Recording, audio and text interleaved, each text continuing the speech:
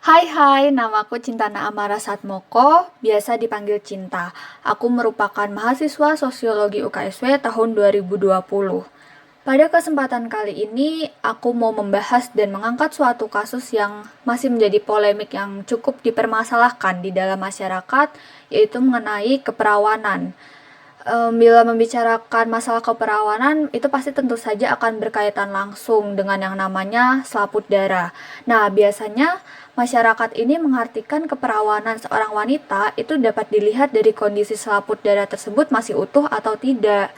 Tetapi, isu keperawanan ini itu juga menjadi salah satu tuntutan ternyata di mata masyarakat pada saat ini. Seperti yang kita ketahui, mungkin beberapa waktu lalu itu sempat terdengar berita seorang atlet SEA Games yang dipulangkan akibat isu ketidakperawanannya. Namun tidak hanya hal tersebut sebenarnya, diskriminasi terhadap perempuan yang sudah tidak perawan itu masih sering terjadi di mana-mana. Dan para gadis juga biasanya itu masih suka dipaksa untuk menjalani tes keperawanan untuk alasan tertentu. Dan hal tersebut itu menjadi sorotan ternyata di mata PBB. Bahkan WHO sendiri itu menyerukan untuk memberhentikan tes keperawanan karena hal tersebut dianggap tidak ilmiah dan pasti melanggar HAM yang dimiliki oleh para perempuan. Jika dilihat membesarnya permasalahan keperawanan di mata masyarakat itu dapat dikarenakan masyarakat Indonesia sendiri khususnya dan negara itu masih percaya pada yang namanya mitos. Nah, mitos yang dimaksudkan di sini ialah di mana masyarakat itu masih menganggap bahwa perempuan yang belum menikah tetapi sudah tidak perawan itu sebagai perempuan yang kotor, tidak layak, semacam itu. Nah, maka dari itu, untuk meminimalisir dan menghilangkan mitos serta stigma mengenai keperawanan, perlu diadakannya pendidikan pemikiran terbuka terhadap masyarakat dan sharing komunitas untuk angkat bicara mengenai isu ini. Dengan demikian, mungkin pemikiran masyarakat perlahan mulai mengetahui bahwa seorang perempuan itu tidak hanya dapat diukur dari keperawanannya, melainkan juga kualitas di dalam dirinya. Tujuan saya sendiri dalam mengangkat kasus ini dan memberikan solusi terhadap kasus ini yaitu yang pertama pasti untuk meminimalisir diskriminasi terhadap perempuan yang sudah tidak perawan dan mencoba untuk menghilangkan mitos serta stigma mengenai isu keperawanan tersebut. Lalu yang kedua itu untuk melakukan sharing terbuka dan berbagai sudut pandang dalam komunitas untuk saling menyampaikan keluh kesahnya dan saling menguatkan satu dengan yang lainnya. Untuk memahami secara lebih detail lagi dalam melihat kasus ini, terdapat teori dasar yang saya gunakan, yaitu mengenai feminisme radikal. Nah, teori feminisme radikal ini tuh berpusat pada yang namanya aspek biologis, di mana anggota kaum feminisme radikal itu sendiri tuh berpendapat bahwa ketidakadilan yang dilakukan dalam masyarakat itu disebabkan karena adanya perbedaan biologis antara pria dan wanita. Nah, maksud dari hal tersebut tuh dapat diartikan ketika perempuan tuh merasa dieksploitasi oleh kaum laki-laki dalam hal-hal biologis yang dimiliki perempuan. Juga stigma-stigma yang diberikan masyarakat yang itu pasti akan memberikan suatu kekangan.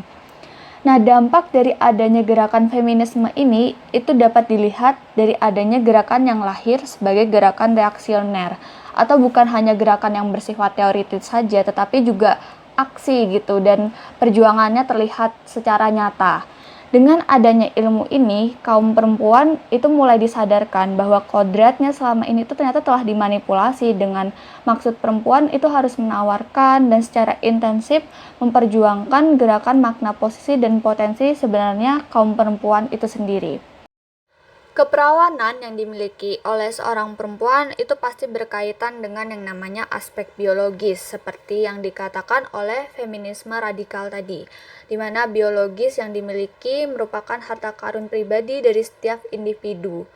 Namun, seperti yang diketahui, diskriminasi yang masih kerap terjadi itu merupakan suatu ketidakadilan gender yang dilakukan masyarakat akibat adanya budaya patriarki yang masih mendominasi.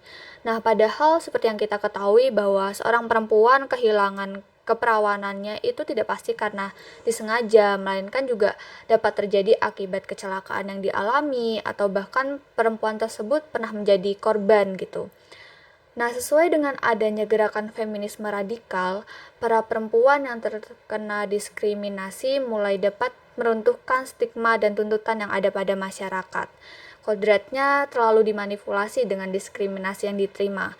Maka dari itu, gerakan melawan diskriminasi tidak hanya dapat berbentuk teori saja, melainkan juga aksi nyata yang perlu diperjuangkan. Solusi terkait hal ini yang ingin saya bangun yaitu mengenai komunitas kami angkat bicara. Nah, dalam implementasinya nanti saya akan membangun komunitas dengan mengundang dan mengajak teman-teman yang pernah atau mungkin sedang terjebak di dalam kasus ini, serta rekan-rekan yang tergerak hatinya untuk menyuarakan terkait kasus ini. Komunitas yang sudah terbentuk nantinya akan melakukan sharing penyampaian keluh kesah serta pandangan dalam kasus diskriminasi keperawanan yang masih kerap terjadi. Kemudian perlahan komunitas yang dibangun nanti akan mulai memberikan edukasi pemikiran terbuka terhadap masyarakat bahwa keperawanan seorang perempuan itu dapat hilang diakibatkan berbagai macam faktor, dan yang menjadi fokus terpenting ialah karakter yang dimiliki oleh seorang perempuan, bukan keperawanannya. Maka dari itu, solusi yang saya tawarkan terkait membangun komunitas kami angkat bicara demi meminimalisir diskriminasi yang dilakukan oleh masyarakat terhadap kaum perempuan yang sudah tidak perawan itu dapat diimplementasikan dengan langkah pertama, yaitu menganalisis terlebih dahulu isu ini dengan teori feminisme yang digunakan tadi, yaitu feminisme radikal, di mana perempuan kerap kali tertindas akibat adanya faktor pembeda biologis antara perempuan serta laki-laki.